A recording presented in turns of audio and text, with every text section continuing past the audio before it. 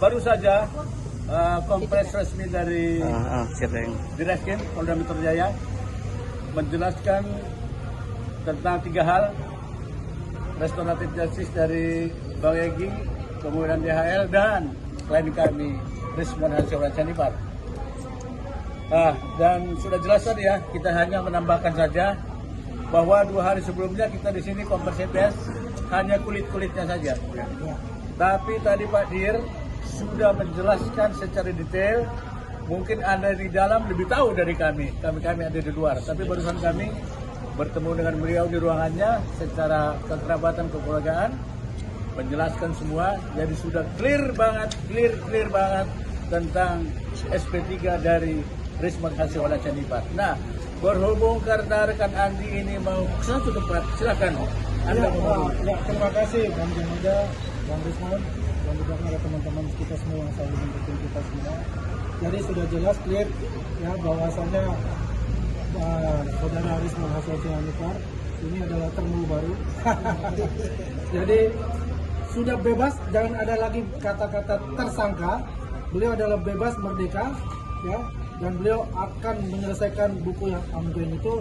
Dan kami sebagai relawan pendukung Pak Jokowi, ya, dan mendukung penuh apa yang akan dilakukan oleh Bang Rismon untuk menyelesaikan buku revisi Jokowi's White Paper dan juga penarikan buku Gibran Endgame itu. Jadi teman-teman, kita akan melihat dalam bulan ini akan terjadi sesuatu yang menarik, ya, suatu berita yang besar juga saya rasa. Itu saja dari saya, ya, terima kasih banyak. Ya, kita terjemahkan aja nanti persepsi yang terjawab oleh Bang Jamada. Apa tuh Bang? P21 kah atau apa Bang? Oke, Bang Jamada aja nanti ya. Oke, makasih banyak ya teman-teman. Lagi dong. Klaster 2 ini kan katanya dilanjutkan apabila mereka mengajukan Pokoknya nanti ada kejutan yang luar biasa. P21 ya Bang? P21 Bang? Kita lanjut ya. Sip.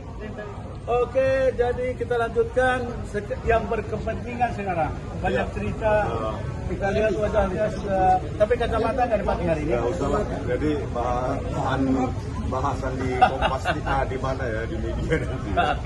Oke, kita sudah 2 kali sebelumnya konferensi pers mengenai ini, ya kan.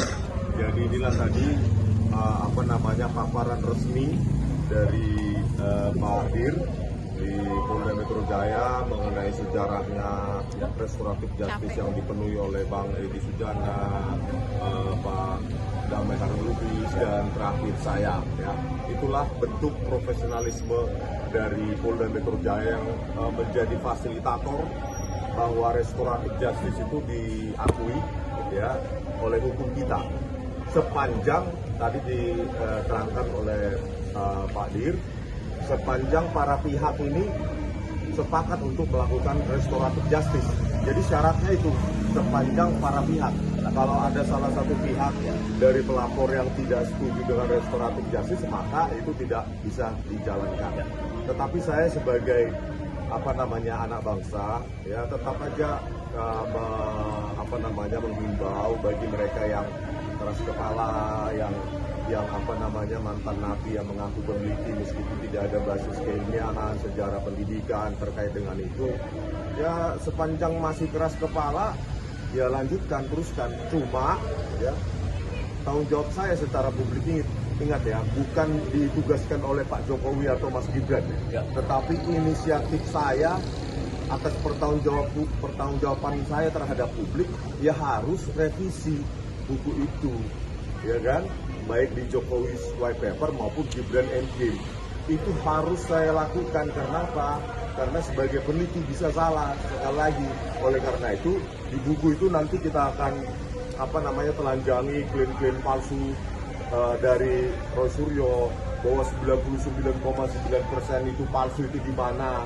Padahal tulisannya yang 49 halaman itu tidak ada bukti numerik apapun, bukti metodologi apapun, bukti ilmiah apapun terkait klaim 99,9% palsu itu. Tetapi sudah menjadi diulang ini sampai berapa ribu kali di media, di YouTube maupun di media besar, sehingga publik akhirnya percaya meskipun itu tanpa dasar gitu. Oleh karena itu para netizen yang menonton ya di media, jangan percaya begitu saja, klaim tanpa verifikasi, tanpa bukti ilmiah apapun terkait klaim 99,9% palsu terkait ijazah dari Bapak Joko Widodo. Oleh karena itu sekali lagi ya, inilah proses bahwa Polda Metro Jaya menghargai bahwa peneliti itu bisa salah. Gitu loh. Peneliti itu bisa salah. Inilah bukti profesionalisme dari Polda Metro Jaya, mulai dari penyidik, Kasubdit, Pak Dir maupun Pak Kapolda, semua mereka menyambut baik sepanjang itu dilakukan secara bertanggung jawab. Oleh karena itu ya masuk ke inti, ya silahkan kalau masih ingin bersikeras ya di pengadilan lah itu dibuktikan. Karena apa? Klaim 99,9% palsu itu akan ditelanjangi ya oleh para pakar di bidang itu. Para pakar tadi disebutkan ada 5, ya ada 5 pakar di bidang. Saya yakin di bidang telematika, digital image processing maupun digital forensik. Itulah kebenaran nanti akan terungkap di situ. Apakah Rosuryo benar-benar sebagai peneliti atau hanya seorang mantan napi yang mengaku-ngaku peneliti tanpa fondasi teoritis, matematis maupun praktis. Sehingga ini nanti dia di pengadilan bisa dibuktikan, sehingga nanti tidak terjadi lagi klaim-klaim palsu semacam ini oleh orang-orang nggak bertanggung jawab pada kasus-kasus berikutnya. Ini harus dihentikan di sini. Ya, kalau masih ada kesempatan bertobatlah. Tapi kalau masih berkeras hati, ya sudah, lanjutkan. Saya pun lebih senang dilanjutkan ini.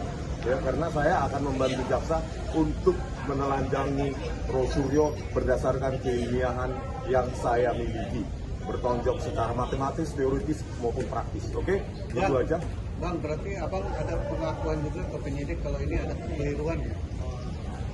Oleh karena itu saya punya pertanggungjawaban publik untuk merevisi buku saya.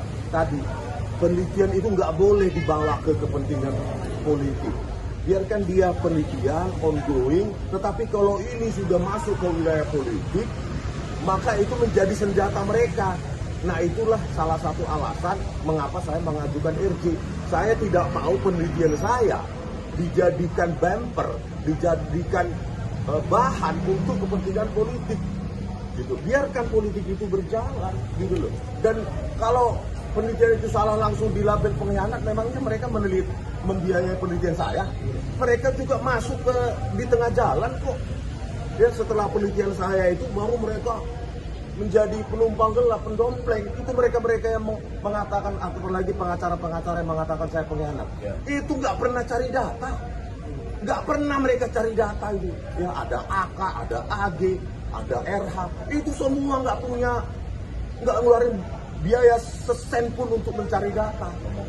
Cuma ngomong doang di media-media di sini dan dibayari, didapat honor dari televisi dan terkenal sekarang seolah-olah dialah yang susah payah mencari data dan melakukan penelitian. Padahal dia cuma apa yang kalian lihat, cuma cuap aja di media, gitu loh. Jadi jangan, ya saya akan mempertimbangkan mereka yang mengatakan saya pengkhianat untuk saya laporkan. Gitu. Kenapa? Siapa mereka? Mereka tidak membiayai saya kok. 1 sen pun mereka tidak membiayai saya. Apalagi Rosuryo. Ya, dia hanya tulis 49 halaman. Terus langsung mengatakan saya pengkhianat. Memang siapa dia? Gitu loh. Dia pertanggungjawabkan tulisanmu sepanjang itu ilmiah menurutmu, itu akan diguliti dan telanjangi oleh para pakar yang sebenarnya. Sehingga sekali lagi saya katakan tidak lagi terjadi klaim palsu untuk kasus lain. Dengan enteng, dengan semena-mena mengatakan 99,9% palsu, padahal dia tidak punya fondasi apapun. Di 49 halaman itu tidak ada penjelasan ilmiah sama sekali. Sama sekali. Bayangkan itu akan ditelanjangi dan kita lihat siapa Rosuryo sebenarnya. Oke? Berarti abang sendiri selama ini membiayai sendiri ya Bang? Sendiri semua. Ya. Rosuryo itu cuma dari televisi ke televisi, saya bilang. Nggak pernah cari data, ke Kotoyan dia datang, enggak. Ke Jogja dia datang untuk cari data, enggak. Gitu loh. Ya. Sekali lagi ya, saya nggak tahu menyadarkan karena iba atau bagaimana sekarang. Sudah saya katakan, masalah lembar pengesahan skripsi itu, saya sudah mengaku itu salah. Karena apa? Jump into conclusion kesalahan saya. mencocokkan Times New Roman yang ada sejak 1993 versi Windows 31 ya ke lembar pengesahan skripsi Pak Joko Widodo yang ada di UGM. Maka saya katakan itu 11.000 triliun persen palsu. Nah di situ saya koreksi kenapa. Ternyata sebelum lahir Times New Roman tahun 93 itu ada namanya Times Roman juga dalam bentuk digital. Itu bisa semua orang verifikasi. Yang bentuknya juga sangat mirip, lengkungannya sangat mirip dengan Times New Roman. Dan Times Roman dalam bentuk digital itu sudah ada jauh sebelum 1985. Oleh karena itu banyak skripsi di UGM atau di fakultas lain yang menggunakan Times Roman di lembar pengesahan skripsi tersebut dalam bentuk digital menggunakan komputer. Saat itu masih mahal, terutama yang ada pada Apple Macintosh ya dengan text editor MacWrite 1.3. Karena masih mahal, maka hanya digunakan untuk bagian depan dari skripsi, mulai dari judul skripsi maupun lembar pengesahan saja, karena saat itu masih mahal. Itulah penjelasan ilmiahnya. Jadi nggak usah kita lari kemana-mana, bantah itu coba. Kan begitu. Jadi kalau ilmiah, ya kita data pakai data lah. Nggak usah data lawan serangan pribadi. Toh juga kita sama-sama rakyat jelata, nggak penting juga ya. Tetapi atas nama keilmiahan, bantahlah dengan ilmiah. Tetapi kalau mau sadar silahkan. Kalau nggak mau sadar, ya lanjutkan. Gitu loh. Karena itu akan dijelaskan nanti di pengadilan. Kenapa lembar pengesahan skripsi itu bisa diproduksi tahun begitu dengan Apple Macintosh, dengan MacWrite 1.3, dengan menggunakan digital font Times Roman. Ingat yang nggak ada new-nya ya, Times Roman yang dikembangkan oleh perusahaan bernama Adobe. Ya, di dalam sistem font atau induk dari koleksi font itu bernama PostScript. Itu untuk pembelajaran.